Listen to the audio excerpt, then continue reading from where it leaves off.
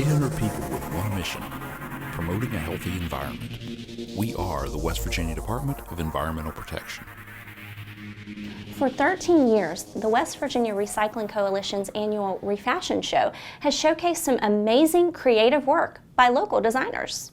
The rules are simple. The couture has to be made from recycled materials, everything from plastic bottles and grocery bags to aluminum can pull tabs and foil. The DEP's Brianna Hickman joins us now with some of the highlights. And Greg and Kelly, it just keeps getting better and better, leaving organizers amazed and delighted. Inspiration comes from a variety of places: the movies, popular culture, a blast from the past. One thing all these contestants have, it's the ability to take someone's trash and create treasures. You know what I'm surprised at is every year I'm surprised again, because people take materials that I saw last year.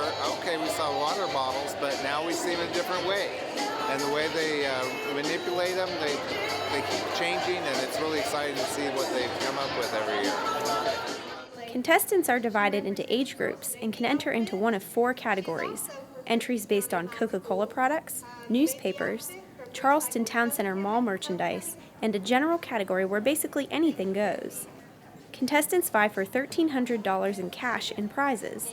Alexa Gerard from Brooke County is one of this year's top designers. It's pretty hard. It's pretty hard to work with like the different type of materials. It's not just like sewing fabric together. It's like hot gluing and trying to get everything to mesh together. But I think it's a really great experience, and I'm really happy that West Virginia gives us this opportunity to like show our art skills and stuff like that.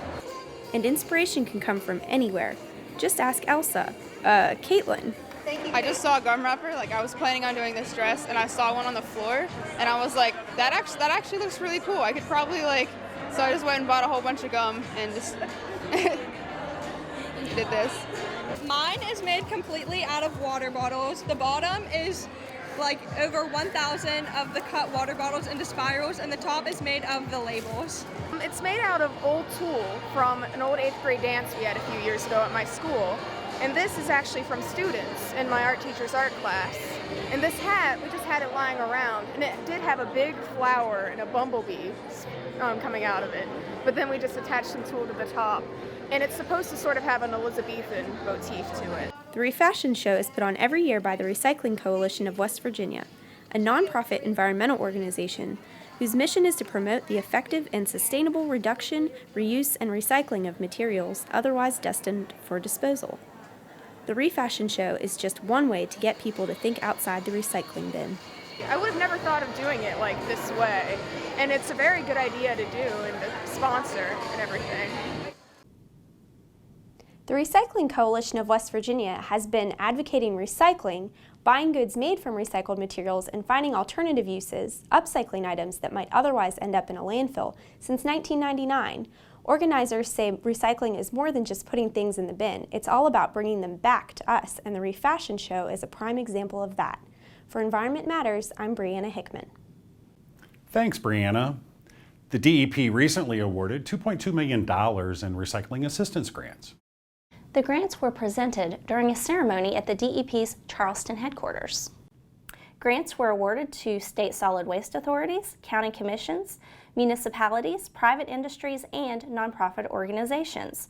35 recipients from 26 counties received REAP recycling assistance grants. This is the 24th year for the program, which is funded through a $1 per ton fee on waste deposited in state landfills. Since its inception, the program has awarded more than $36 million to various organizations across the state. Coming up next, it's a sure sign of the holiday season. We'll check out the DEP's annual energy tree. We're back after these